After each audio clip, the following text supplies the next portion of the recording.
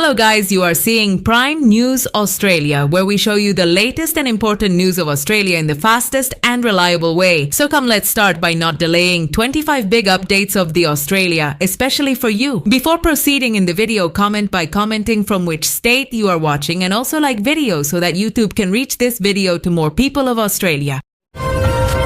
Prime Minister Anthony Albanese announced that the government will underwrite 2 companies purchasing fuel at inflated international prices to combat ongoing shortages linked to Middle East tensions. He warned that disruptions would have a long tail even if the US-Iran ceasefire holds. Australia has released reserves and cut excise, but petrol and diesel prices continue rising, with some stations reporting outages. Experts predict relief could take weeks despite global oil price drops. Prime Minister Anthony Albanese visited one of Australia's remaining oil refineries before flying to Singapore to negotiate bilateral fuel agreements with key suppliers. The trip aims to strengthen energy security amid the fuel crisis. Discussions will also address the fragile US-Iran ceasefire and whether it covers Lebanon. Albanese emphasized the need for stable supplies as domestic shortages affect households and businesses nationwide. Petrol experts suggest Australians could see lower prices at the pump if the US-Iran ceasefire holds for more than 2 weeks. However, the Albanese government cautioned against expecting immediate drops. Global oil prices have fallen sharply, but local supply chains remain disrupted. Diesel prices have surged up to 20 cents a litre in recent days, hitting record highs near 330 cents in some areas.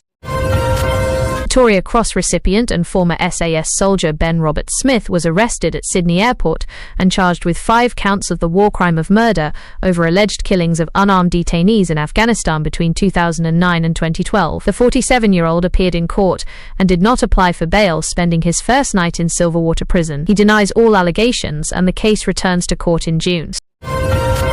Australian shares surged, gaining nearly $80 billion in value following the announcement of the US-Iran ceasefire. Oil prices plunged as the Strait of Hormuz reopened, boosting investor confidence temporarily. The ASX rebounded strongly after weeks of volatility caused by Middle East tensions. Analysts noted the market's sensitivity to global energy developments amid Australia's ongoing fuel supply challenges.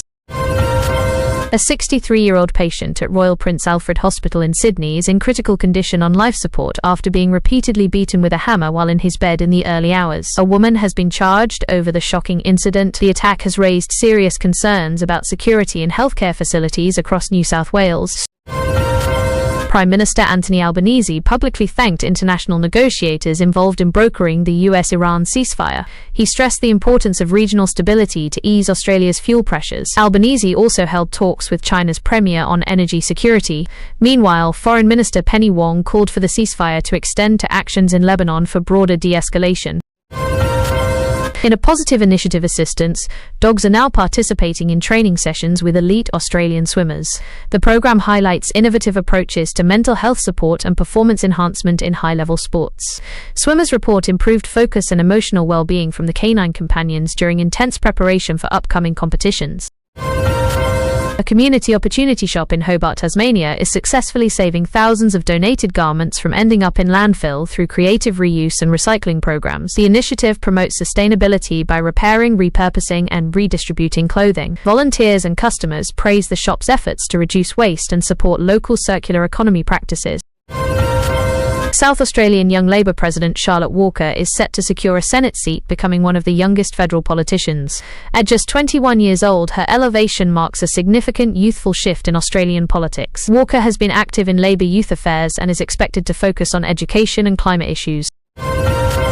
Severe tropical cyclone Mila and another system Vaianu are forming in the Pacific, prompting weather watches for northern and eastern regions, particularly Queensland. Authorities are monitoring potential impacts, including heavy rain and strong winds. Only one cyclone is currently expected to make landfall, but residents are advised to prepare for possible disruptions. The latest Roy Morgan research shows the fuel crisis is weighing heavily on consumer confidence and federal voting intentions. While Easter provided temporary respite, ongoing petrol shortages continue pressuring households. The temporary fuel excise cut received 83% approval, but economic uncertainty lingers as supply issues persist. Australian tourism, especially regional and domestic travel, is suffering from surging fuel prices and shortages during what is usually a busy post-Easter period. Many operators report reduced visitor numbers and shorter trips. Staycations and local adventures have increased as families opt for cost-saving alternatives amid economic pressures.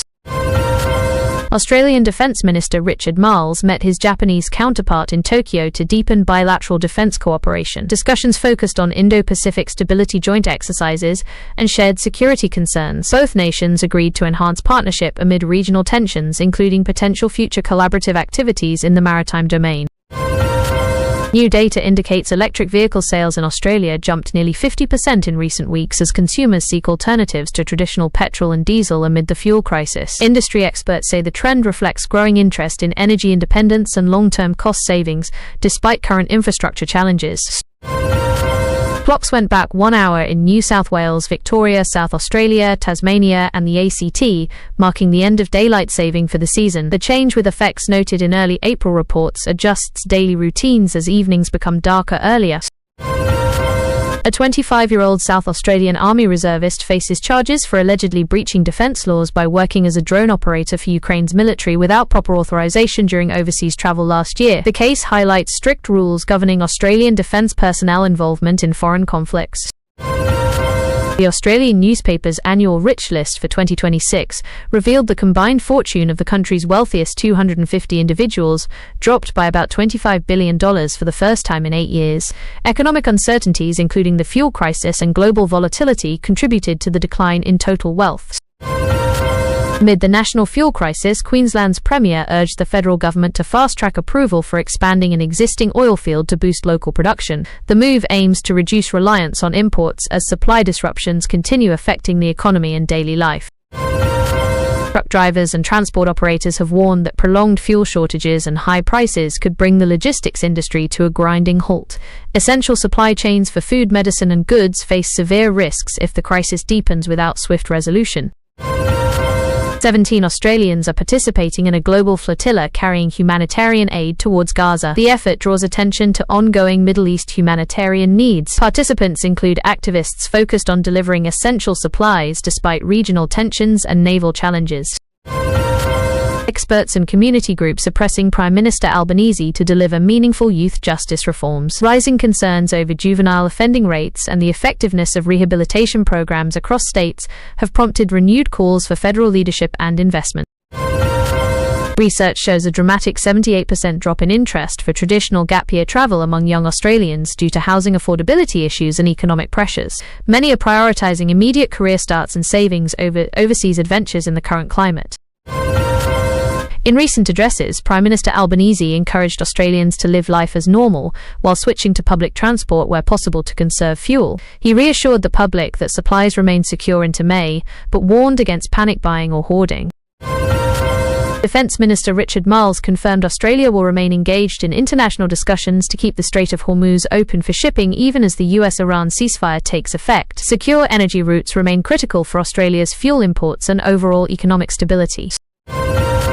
Anthony Albanese is under pressure to launch a national fuel dashboard providing real-time transparency on shortages and availability for motorists across the country. The call comes as the ongoing fuel crisis continues to cause uncertainty at service stations, with many drivers struggling to find petrol or diesel. Opposition figures and industry groups argue that greater visibility would help reduce panic and allow better planning, while the government works on securing longer-term supplies amid international disruptions. Transport workers and truck drivers have warned that the fuel crisis could bring the entire logistics industry to a grinding halt if shortages and high diesel prices persist. Soaring costs are already bleeding businesses dry, with essential supply chains for food, medicine and other goods facing severe risks.